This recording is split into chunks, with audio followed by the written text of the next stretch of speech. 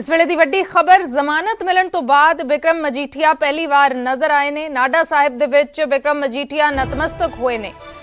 Drug case दे विच कल ही high court तो उन्हां नूं इंटरिम जमानत मिली है। FIR दर्ज होने तो बाद मजीठिया नजर नहीं आए सन, लेकिन इंटरिम जमानत मिलन तो बाद बिक्रम मजीठिया नाडा साहिब पहुंचे ते नाडा साहिब नतमस्तक हुए ने। उन्हां दा वकील भी उन्हां दे नाल इन्हां तस्वीरां दे विच वेखे जा सकदे ने।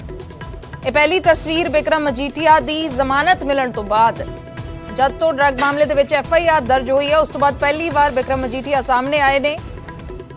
ਨਾਡਾ ਸਾਹਿਬ ਪਹੁੰਚੇ ਨੇ, ਨਤਮਸਤਕ ਹੋਏ ਨੇ।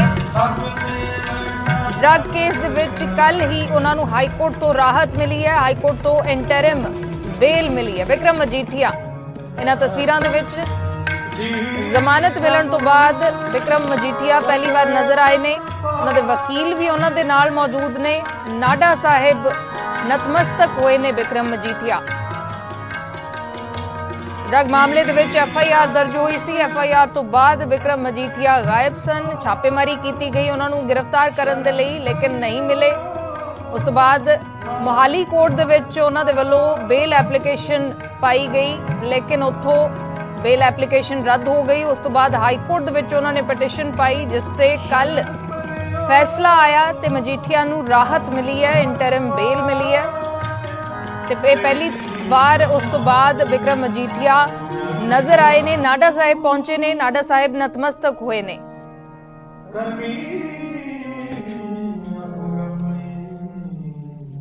ते इस खबर ते होर गलबात दे लई न्यूज़ 18 दे DNE विजयपाल बराड़ साडे नाल जुड़े ने। विजय, की कुछ जानकारी है? पहला एक खबरां सन कि दरबार साहिब नतमस्तक हो सकते हैं, लेकिन नाडा साहिब पहुंचे ने बिक्रम मजीठिया। की हुण लगदा है आउण वाले दिनां दे विच इसे तरीके दे नाल हुण सामने रहणगे?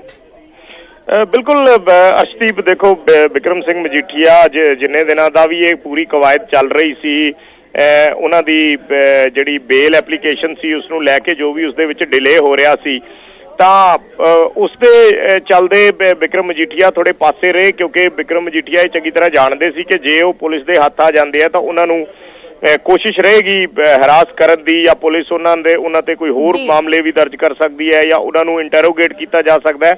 ਸੋ ਐਸੇ ਵਿੱਚ ਜਦੋਂ ਵੀ ਐਸਾ ਕੋਈ ਕੇਸ ਹੁੰਦਾ, ਲੀਡਰ ਅਵੋਇਡ ਕਰਦੇ ਆ ਕਿ ਜਿਹੜੇ ਦਿਨ ਉਹਨਾਂ ਨੂੰ ਐਂਟੀਸਪੇਟਰੀ ਬੇਲ ਨਹੀਂ ਮਿਲਦੀ ਉਹਨੇ ਦਿਨ ਉਹ ਪਾਸੇ ਰਹਿਣ। ਚਾਹੇ ਸੁਮੇਧ ਸਿੰਘ ਸੈਣੀ ਦਾ ਇਹਦੇ ਵਿੱਚ ਬੜੇ ਐਗਜ਼ਾਮਪਲ ਹੈ, ਜਿਹੜਾ ਕੇਸ ਸੀ ਸੁਮੇਧ ਸਿੰਘ ਸੈਣੀ ਪਾਸੇ ਰਹੇ ਔਰ ਉਹਨਾਂ ਦੀ ਵੀ ਅਰੈਸਟ ਨਹੀਂ ਹੋ ਸਕੀ ਔਰ ਬਾਅਦ ਦੇ ਵਿੱਚ ਅਰੈਸਟ ਸਟੇ ਹੋ ਗਈ। ਸੋ ਉਸੇ ਤਰੀਕੇ ਨਾਲ ਬਿਕਰਮ ਮਜੀਠੀਆ ਵੀ ਉਹਨੇ ਦਿਨ ਪਾਸੇ ਰਹੇ ਆ। ਕੱਲ ਜਿਵੇਂ ਉਹਨਾਂ ਦੀ ਬੇਲ ਗ੍ਰਾਂਟ ਹੋਈ ਹੈ ਤਾਂ ਉਸ ਤੋਂ ਬਾਅਦ ਉਹਨਾਂ ਨੇ ਆਪਣੇ ਵਕੀਲਾਂ ਦੇ ਨਾਲ ਕੱਲ ਰਾਬਤਾ ਕੀਤਾ, ਉਹਨਾਂ ਦੇ ਨਾਲ ਉਹ ਗੱਲਬਾਤ ਕਰਦੇ ਰਹੇ। ਅੱਜ 12:30 ਵਜੇ ਦੀਆਂ ਇਹ ਤਸਵੀਰਾਂ ਨੇ। ਅੱਜ 12:30 ਵਜੇ ਬਿਕਰਮ ਮਜੀਠੀਆ ਪਹੁੰਚੇ ਗੁਰਦੁਆਰਾ ਨਾਡਾ ਸਾਹਿਬ ਔਰ ਉੱਥੇ ਨਤਮਸਤਕ ਹੋ ਕੇ ਮੱਥਾ ਟੇਕ ਕੇ ਉਸ ਤੋਂ ਬਾਅਦ ਜਦੋਂ ਚਲੇ ਗਏ, ਫਿਰ ਇਹ ਵੀਡੀਓਜ਼ ਜਿਹੜੀਆਂ ਨੇ ਇਹ ਸਾਹਮਣੇ ਆਈਆਂ ਨੇ, ਜਾਂ ਇਹ ਜਿਹੜੀਆਂ ਤਸਵੀਰਾਂ ਨੇ ਫਿਰ ਉਸ ਤੋਂ ਬਾਅਦ ਸਾਂਝੀਆਂ ਕੀਤੀਆਂ ਗਈਆਂ ਨੇ। ਇਹ 12:30 ਵਜੇ ਦਾ ਟਾਈਮ ਸੀ, 12:35 ਤੇ ਬਿਕਰਮ ਮਜੀਠੀਆ ਉੱਥੇ ਨਾਡਾ ਸਾਹਿਬ ਪਹੁੰਚੇ ਸੀ। ਸੋ ਕੱਲ ਨੂੰ 11 ਵਜੇ ਜਿਹੜਾ ਹੈ SIT ਦੇ ਸਾਹਮਣੇ ਪੇਸ਼ ਹੋਣਾ। ਇਸ ਜਾਂਚ ਦੇ ਵਿੱਚ ਪੁੱਛਗਿੱਛ ਜਿਹੜੀ ਹੋਣੀ ਹੈ ਬਿਕਰਮ ਮਜੀਠੀਆ ਤੋਂ, ਇਸ ਜਾਂਚ ਦੇ ਵਿੱਚ ਹਿੱਸਾ ਲੈਣਾ ਔਰ ਇਹ ਉਹਨਾਂ ਦੇ ਵਕੀਲਾਂ ਨੇ ਵੀ ਕੱਲ ਸਪਸ਼ਟ ਕਰ ਦਿੱਤਾ ਸੀਗਾ ਕਿ ਹਰ ਹਾਲਤ ਦੇ ਵਿੱਚ ਬਿਕਰਮ ਮਜੀਠੀਆ ਜਾਂਚ ਦੇ ਵਿੱਚ ਹਿੱਸਾ ਲੈਣਗੇ, ਕਿਉਂਕਿ ਅਰਸ਼ਦੀਪ ਜਦੋਂ ਵੀ ਬੇਲ ਕਿਸੇ ਹਾਈ ਪ੍ਰੋਫਾਈਲ ਵਿਅਕਤੀ ਨੂੰ ਜਾਂ ਕਿਸੇ ਹਾਈ ਪ੍ਰੋਫਾਈਲ ਕੇਸ ਦੇ ਵਿੱਚ ਮਿਲਦੀ ਹੈ ਤਾਂ ਉਸ ਬੇਲ ਦਾ ਆਧਾਰ ਹੀ ਇਹ ਹੁੰਦਾ ਹੈ ਕਿ ਜਦੋਂ ਵੀ SIT ਬੁਲਾਏਗੀ ਉਸ ਵੇਲੇ ਹੀ ਉਹ ਉਹਨਾਂ ਦੇ ਸਾਹਮਣੇ ਪੇਸ਼ ਹੋਣਗੇ, ਦੇਸ਼ ਛੱਡ ਕੇ ਨਹੀਂ ਜਾਣਗੇ, ਉਹ ਆਪਣੀ ਜਿਹੜੀ ਲੋਕੇਸ਼ਨ ਹੈ ਉਸ ਨੂੰ ਵੀ ਔਨ ਰੱਖਣਗੇ। ਇਹ ਸਾਰੀਆਂ ਚੀਜ਼ਾਂ ਅਦਾਲਤ ਦੇ ਉਸ ਦੇ ਵਿੱਚ ਕਈਆਂ ਵੀ ਗਈਆਂ ਜਿਹੜੇ ਕੱਲ ਆਰਡਰ ਆਏ ਸੀ ਔਰ ਐਸ਼ੋਰ ਵੀ ਕੀਤਾ ਗਿਆ ਬਿਕਰਮ ਮਜੀਠੀਆ ਦੇ ਵਕੀਲਾਂ ਵੱਲੋਂ, ਕਿਉਂਕਿ ਕੱਲ ਨਿਊਜ਼ 18 ਨਾਲ ਜਦੋਂ ਗੱਲਬਾਤ ਕਰ ਰਹੇ ਸੀ ਦਮਨਵੀਰ ਸੋਭਤੀ ਜਿਹੜੇ ਵਕੀਲ ਨੇ ਇਹਨਾਂ ਦੇ, ਉਹਨਾਂ ਨੇ ਵਾਰ-ਵਾਰ ਇਹ ਗੱਲ ਜ਼ੋਰ ਦੇ ਕੇ ਕਹੀ ਸੀ ਕਿ ਹਰ ਹਾਲਤ ਦੇ ਵਿੱਚ ਬਿਕਰਮ ਮਜੀਠੀਆ SIT ਦੇ ਸਾਹਮਣੇ ਪੇਸ਼ ਹੋਣਗੇ। ਇਹਨਾਂ ਤਸਵੀਰਾਂ ਦੇ ਵਿੱਚ ਨਜ਼ਰ ਆ ਰਹੇ ਨੇ, ਵਕੀਲ ਵੀ ਉਹਨਾਂ ਦੇ ਨਾਲ ਪਹੁੰਚੇ ਹੋਏ ਨੇ। ਇਹ ਕਿਵੇਂ ਇੰਪੈਕਟ ਕਰੇਗਾ ਜਿਹੜੀ ਸਿਆਸਤ ਪੰਜਾਬ ਦੀ ਇਸ ਵੇਲੇ ਜਿਸ ਮੋੜ ਦੇ ਉੱਤੇ ਹੈ, ਕਿਉਂਕਿ ਇਲੈਕਸ਼ਨ ਅਨਾਉਂਸ ਹੋ ਚੁੱਕੇ ਨੇ? ਕੀ ਲੱਗਦਾ ਹੈ ਤੁਹਾਨੂੰ ਕਿ ਬਿਕਰਮ ਮਜੀਠੀਆ ਨੂੰ ਇੰਟਰਿਮ ਬੇਲ ਮਿਲ ਗਈ ਹੈ, ਸਾਹਮਣੇ ਵੀ ਆ ਗਏ ਨੇ, ਕਿਵੇਂ ਇੰਪੈਕਟ ਕਰੇਗਾ?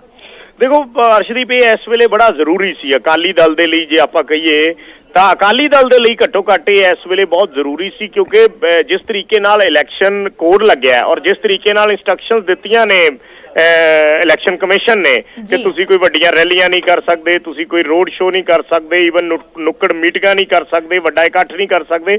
ਸੋ ਐਸੇ ਵਿੱਚ ਬਿਕਰਮ ਮਜੀਠੀਆ ਅਕਾਲੀ ਦਲ ਦਾ ਇੱਕ ਬੜਾ ਵੱਡਾ ਐਸੈਟ ਨੇ ਔਰ ਬੜਾ ਵੱਡਾ ਚਿਹਰਾ ਨੇ, ਜਿਹੜੇ ਇਹਨਾਂ ਗਤੀਵਿਧੀਆਂ ਨੂੰ ਅੱਗੇ ਵਧਾਉਣ ਦੇ ਵਿੱਚ ਜਿਨ੍ਹਾਂ ਦੀ ਮਹਾਰਤ ਬਹੁਤ ਹਾਸਲ ਹੈ ਔਰ ਪੀਪਲ ਟੂ ਪੀਪਲ ਕੰਟੈਕਟ ਕਿਵੇਂ ਕਰਨਾ ਹੈ, ਆਪਣੇ ਜਿਹੜੇ ਆਈਟੀ ਸੈੱਲ ਦੇ ਰਿਸੋਰਸਿਸ ਨੇ ਉਹਨਾਂ ਨੂੰ ਕਿਸ ਤਰੀਕੇ ਨਾਲ ਯੂਜ਼ ਕਰਨਾ ਹੈ। ਸੋ ਬਿਕਰਮ ਮਜੀਠੀਆ ਦਾ ਉਸ ਦੇ ਵਿੱਚ ਹਮੇਸ਼ਾ ਹੀ ਇੱਕ ਬਹੁਤ ਵੱਡਾ ਰੋਲ ਰਹਿੰਦਾ ਹੈ। ਜੇ ਤੁਸੀਂ ਐਜ਼ ਏ ਜਰਨਲਿਸਟ ਵੀ ਦੇਖੋਗੇ ਤਾਂ ਪਿਛਲੇ ਸਮੇਂ ਦੇ ਵਿੱਚ ਸੁਖਬੀਰ ਬਾਦਲ ਨਾਲੋਂ ਜ਼ਿਆਦਾ ਪ੍ਰੈਸ ਕਾਨਫਰੰਸਿਸ ਬਿਕਰਮ ਮਜੀਠੀਆ ਕਰਦੇ ਨੇ ਔਰ ਸੁਖਬੀਰ ਬਾਦਲ ਨਾਲੋਂ ਜ਼ਿਆਦਾ ਹੀ ਆਕਰਮਕ ਤੇਵਰ ਜਿਹੜੇ ਨੇ ਉਹ ਚਾਹੇ ਗ੍ਰਹਿ ਮੰਤਰੀ ਸੁਖਜਿੰਦਰ ਰੰਧਾਵਾ ਦੇ ਸੰਦਰਭ ਦੇ ਵਿੱਚ ਹੋਣ ਜਾਂ ਚਰਨਜੀਤ ਚੰਨੀ ਹੋਰਾਂ ਦੇ ਸੰਦਰਭ ਦੇ ਵਿੱਚ ਹੋਣ ਜਾਂ ਪੂਰੀ ਕਾਂਗਰਸ ਪਾਰਟੀ ਦੇ ਸੰਦਰਭ ਦੇ ਵਿੱਚ ਹੋਣ, ਉਹ ਬਿਕਰਮ ਮਜੀਠੀਆ ਦੇ ਜ਼ਿਆਦਾ ਤਿੱਖੇ ਰਹਿੰਦੇ ਆ। ਵਿਧਾਨ ਸਭਾ ਸੈਸ਼ਨ ਜਦੋਂ ਵੀ ਹੁੰਦਾ ਉਦੋਂ ਵੀ ਬਿਕਰਮ ਮਜੀਠੀਆ ਲੀਡ ਕਰਦੇ ਆ ਅਕਾਲੀ ਦਲ ਦੇ ਸਾਰੇ ਵਿਧਾਇਕਾਂ ਨੂੰ ਔਰ ਸੱਤਾਧਾਰੀ ਪਾਰਟੀ ਨੂੰ ਘੇਰਨ ਦੇ ਵਿੱਚ ਵੱਡੀ ਭੂਮਿਕਾ ਨਿਭਾਉਂਦੇ ਆ। ਸੋ ਬੜੀ ਜ਼ਾਹਿਰ ਜੀ ਗੱਲ ਹੈ ਕਿ ਬਿਕਰਮ ਮਜੀਠੀਆ ਦਾ ਰੋਲ ਬੜਾ ਇੰਪੋਰਟੈਂਟ ਹੈ ਇਸ ਵੇਲੇ ਔਰ ਇਸ ਵੇਲੇ ਉਹਨਾਂ ਨੂੰ ਐਂਟੀਸਪੇਟਰੀ ਬੇਲ ਮਿਲਣਾ ਇਸ ਮੂਮੈਂਟ ਤੇ ਕਿ ਜਿਵੇਂ ਹੀ ਪੰਜਾਬ ਦੇ ਵਿੱਚ ਇਲੈਕਸ਼ਨ ਅਨਾਉਂਸ ਹੋਏ ਤਾਂ ਜ਼ਾਹਿਰ ਜੀ ਗੱਲ ਹੈ ਕਿ ਅਕਾਲੀ ਦਲ ਦੇ ਲਈ ਇੱਕ ਬੂਸਟ ਜ਼ਰੂਰ ਰਹੇਗਾ, ਕਿਉਂਕਿ ਜੇ ਬਿਕਰਮ ਮਜੀਠੀਆ ਦੀ ਇਸੇ ਤਰੀਕੇ ਨਾਲ ਜ਼ਮਾਨਤ ਨੂੰ ਲੈ ਕੇ ਤਰੀਕਾਂ ਪੈਂਦੀਆਂ ਰਹਿੰਦੀਆਂ, ਹੋਰ 10-15 ਦਿਨ ਅੱਗੇ ਚਲੀ ਜਾਂਦੀ ਤਾਂ ਇਲੈਕਸ਼ਨ ਦੇ ਵਿੱਚ 10 ਦਿਨ ਰਹਿ ਜਾਣੇ ਸੀ, ਉਸ ਤੋਂ ਬਾਅਦ 15 ਦਿਨ ਔਰ ਫਿਰ ਅਕਾਲੀ ਦਲ ਨੂੰ ਇਸ ਦੇ ਵਿੱਚ ਬਹੁਤ ਵੱਡਾ ਲਾਸ ਸੀ। ਸੋ ਬੜੀ ਜ਼ਾਹਿਰ ਜੀ ਗੱਲ ਹੈ ਕਿ ਬਿਕਰਮ ਮਜੀਠੀਆ ਸਾਹਮਣੇ ਆਏ ਨੇ ਔਰ ਕੱਲ ਨੂੰ ਉਹਨਾਂ ਨੇ SIT ਦੇ ਸਾਹਮਣੇ ਪੇਸ਼ ਹੋਣਾ ਪੁੱਛਗਿੱਛ ਦੇ ਬਾਅਦ। ਉਸ ਤੋਂ ਬਾਅਦ ਉਹ ਆਪਣੀ ਇਲੈਕਸ਼ਨ ਸਰਗਰਮੀ ਦੇ ਵਿੱਚ ਹਿੱਸਾ ਲੈਣਗੇ, ਕਿਉਂਕਿ ਅਗਲੀ ਤਰੀਕ 18 ਹੈ ਹਾਈ ਕੋਰਟ ਦੇ ਵਿੱਚ ਔਰ ਉਦੋਂ ਤੱਕ ਤੇ ਉਹਨਾਂ ਦੀ ਅਰੈਸਟ ਸਟੇ ਹੀ ਹੈ, ਉਹਨਾਂ ਨੂੰ ਅਰੈਸਟ ਤੇ ਨਹੀਂ ਕੀਤਾ ਜਾ ਸਕਦਾ। ਹਾਂ, SIT ਜਿੰਨੀ ਵਾਰੀ ਬੁਲਾਉਂਦੀ ਹੈ ਉਹਨਾਂ ਸਾਹਮਣੇ ਪੇਸ਼ ਜ਼ਰੂਰ ਹੋਣਾ ਪਏਗਾ। ਜੀ ਸ਼ੁਕਰੀਆ ਵਿਜੇਪਾਲ ਪੂਰੀ ਜਾਣਕਾਰੀ ਦੇ ਲਈ। ਤਾਂ ਜ਼ਮਾਨਤ ਮਿਲੀ ਹੈ, ਇੰਟਰਿਮ ਬੇਲ ਮਿਲੀ ਹੈ ਬਿਕਰਮ ਮਜੀਠੀਆ ਨੂੰ, ਕੱਲ ਹੀ ਇਸ ਦੇ ਆਰਡਰ ਹੋਏ ਨੇ ਤੇ ਅੱਜ ਬਿਕਰਮ ਮਜੀਠੀਆ ਪਹਿਲੀ ਵਾਰ ਸਾਹਮਣੇ ਆਏ ਨੇ, ਨਾਡਾ ਸਾਹਿਬ ਦੇ ਵਿੱਚ ਨਜ਼ਰ ਆਏ ਨੇ, ਨਤਮਸਤਕ ਹੋਏ ਨੇ, ਉਹਨਾਂ ਦੇ ਵਕੀਲ ਵੀ ਉਹਨਾਂ ਦੇ ਨਾਲ ਮੌਜੂਦ ਨੇ। ਡਰੱਗ ਕੇਸ ਦੇ ਵਿੱਚ ਜਦ ਤੋਂ FIR ਦਰਜ ਹੋਈ ਹੈ ਪਹਿਲੀ ਵਾਰ ਬਿਕਰਮ ਮਜੀਠੀਆ ਸਾਹਮਣੇ ਆਏ ਨੇ। ਕੱਲ SIT ਦੇ ਅੱਗੇ ਪੇਸ਼ ਹੋਣਾ ਹੈ 18 ਜਨਵਰੀ ਤੱਕ, ਜਦ ਤੱਕ ਹਾਈ ਕੋਰਟ ਦੀ ਅਗਲੀ ਸੁਣਵਾਈ ਹੈ ਉਦੋਂ ਤੱਕ ਉਹਨਾਂ ਨੂੰ ਇੰਟਰਿਮ ਬੇਲ ਦਿੱਤੀ ਗਈ ਹੈ। ਲੇਕਿਨ ਇਹ ਵੱਡੀ ਖਬਰ ਅਕਾਲੀ ਦਲ ਦੇ ਲਈ ਜ਼ਰੂਰ ਹੈ, ਇੱਕ ਵੱਡੀ ਕਹਿ ਸਕਦੇ ਹਾਂ, ਜਿਵੇਂ ਵਿਜੇਪਾਲ ਜਾਣਕਾਰੀ ਦੇ ਰਹੇ ਸਨ ਕਿ ਅਕਾਲੀ ਦਲ ਦੇ ਲਈ ਇੱਕ ਬੂਸਟ ਜ਼ਰੂਰ ਹੈ।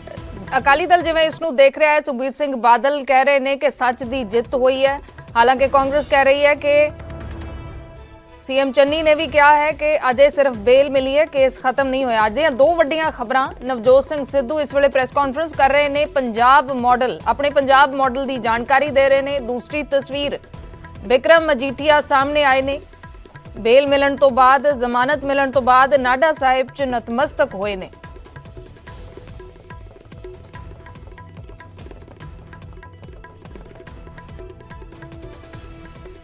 ਚੱਕ ਹੋਵੇ ਕਿਸੇ ਨਾਲ, ਕੋਈ ਮੇਰੇ ਨਾਲ ਬਹਿਸ ਕਰ ਲਿਆ,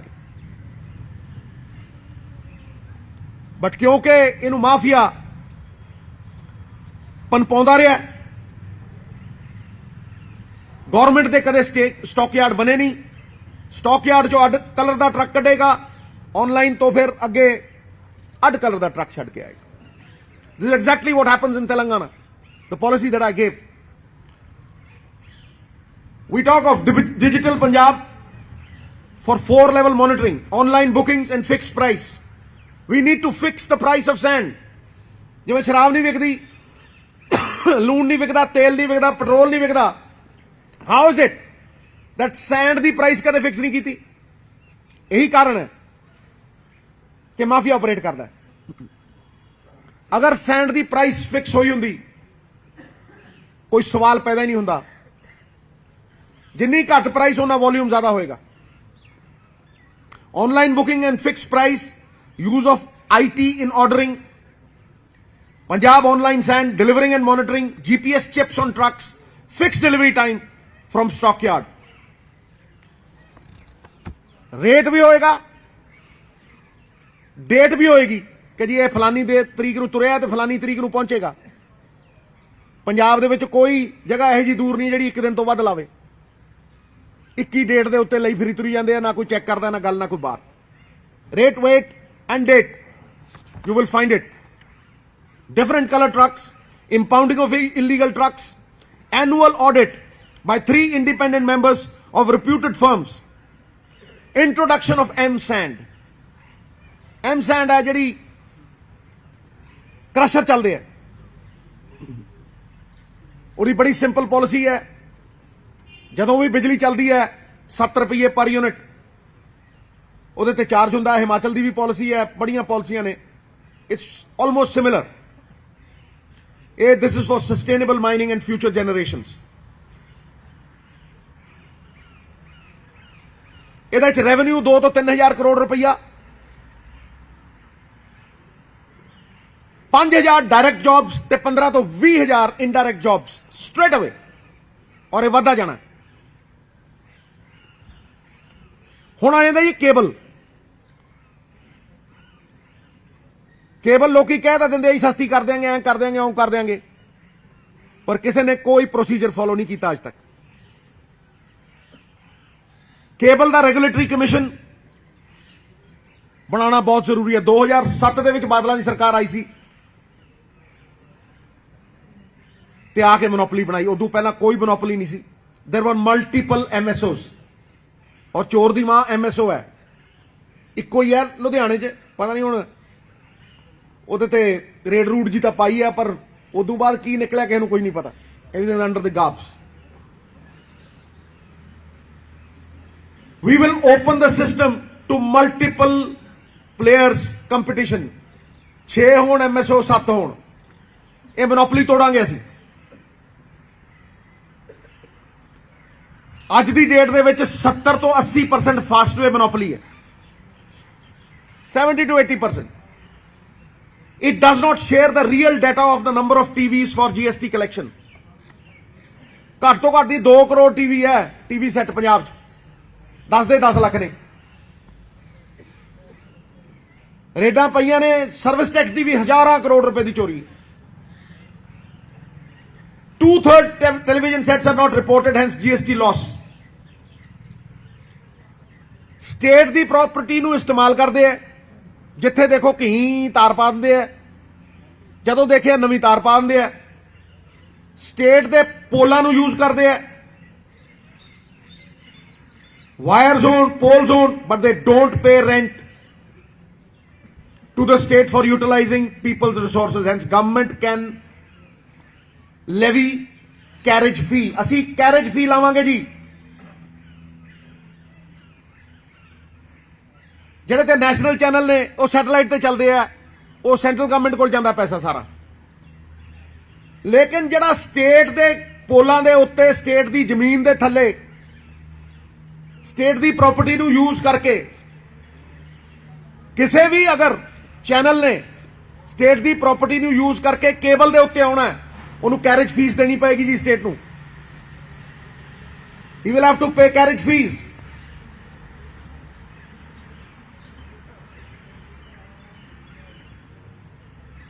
ਇਹ because of the monopoly and user ਦੇ ਲਈ ਜਿਹੜਾ ਬੰਦਾ ਕੇਬਲ ਦੇਖ ਰਿਹਾ ਉਹਨੂੰ ਬਹੁਤ ਮਹਿੰਗੇ ਰੇਟਾਂ ਦੇ ਉੱਤੇ ਕੇਬਲ ਲੈਣੀ ਪੈਂਦੀ ਹੈ ਜਿੱਦਾਂ ਹੀ ਕੰਪੀਟੀਸ਼ਨ ਕ੍ਰੀਏਟ ਕਰੋਗੇ 400 तो 200 आ जाएगी ये तो 6 एमएसओ ले आओगे 400 तो 200 आएगी ये स्टेट ਨੂੰ ਅੱਡ ਪੈਸਾ ਆਏਗਾ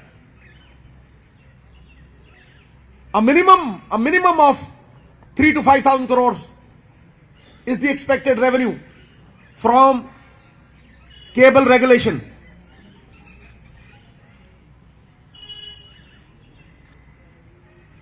ਹੁਣ ਕੀ ਹੋ ਰਿਹਾ high rate for consumers low income to small cable operators corruption for large channels fees taken from channels to run on cable ਜਿਹੜਾ ਵੱਡਾ ਚੈਨਲ ਆਉਂਦਾ ਉਹਨੂੰ ਕਹਿੰਦਾ ਫਾਸਟਵੇ ਵਾਲਾ ਨਹੀਂ ਤੇ ਕੱਟ ਦੇਾਂਗੇ ਇੰਨੇ ਪੈਸੇ ਦੇ ਇਹ ਤੇ ਤੁਹਾਨੂੰ ਵੀ ਪਤਾ ਸਾਰਾ ਤੁਸੀਂ ਵੀ ਭੋਗ ਰਹੇ ਹੋ ਬੜੇ ਭੋਗ ਰਹੇ ਕਈ ਦੱਸਦੇ ਆ ਕਈ ਨਹੀਂ ਦੱਸਦੇ ਜਿਹੜੇ ਵੱਡੇ ਚੈਨਲ ਚੱਲਦੇ ਵੀ ਆ ਉਹ ਵੀ ਤਾਂ ਹੀ ਚੱਲਦੇ ਆ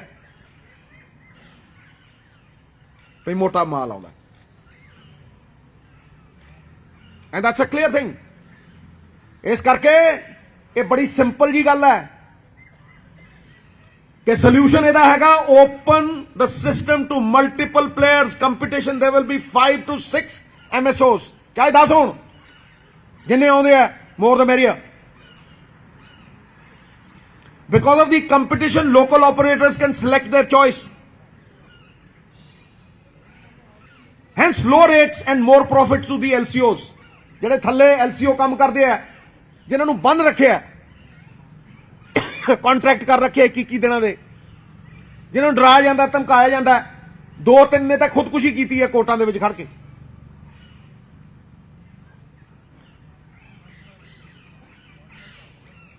Additional sources of revenue, GST and carriage fee. 2000 crore पक्का every year.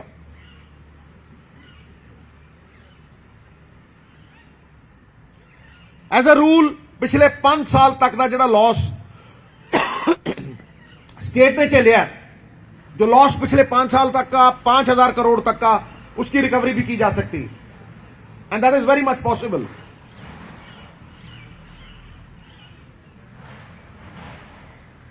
एंड ऑब्जेक्टिव है सस्ती केबल लोगों ਨੂੰ, ਜਿਹੜੀ 450 ਨੂੰ 400 ਨੂੰ ਲੈ ਰਹੇ ਨੇ, 200 ਨੂੰ ਮਿਲੇ। ਇਸ ਤਰ੍ਹਾਂ ਹੋਏਗੀ ਸਸਤੀ cable.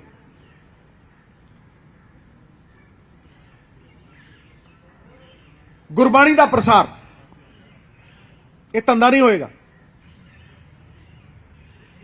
State the channel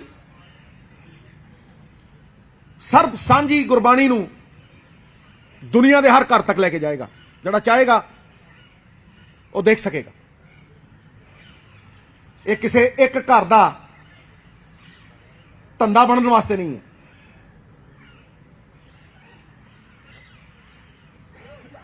Therefore, a state television, ਜਿੱਥੇ ਵਿਧਾਨ ਸਭਾ ਦਾ ਸੈਸ਼ਨ ਪੂਰੇ ਦਾ ਪੂਰਾ ਆਇਆ ਕਰੇਗਾ ਜੀ, ਕਿਸੇ ਇੱਕ ਬੰਦੇ ਨੂੰ ਦਿਖਾਉਣ ਲਈ ਨਹੀਂ ਆਏਗਾ ਕਿ ਇੱਕ ਨੂੰ ਹੀ ਦਿਖਾਣਾ, ਜਦੋਂ ਦੂਜਾ ਬੋਲਦਾ ਤੇ ਬੱਤੀ ਗੁੱਲ।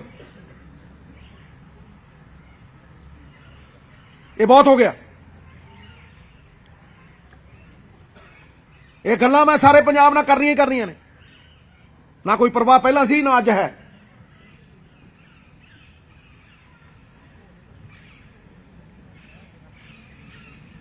ਅੱਗੇ ਆ ਗਿਆ ਜੀ ਟਰਾਂਸਪੋਰਟ।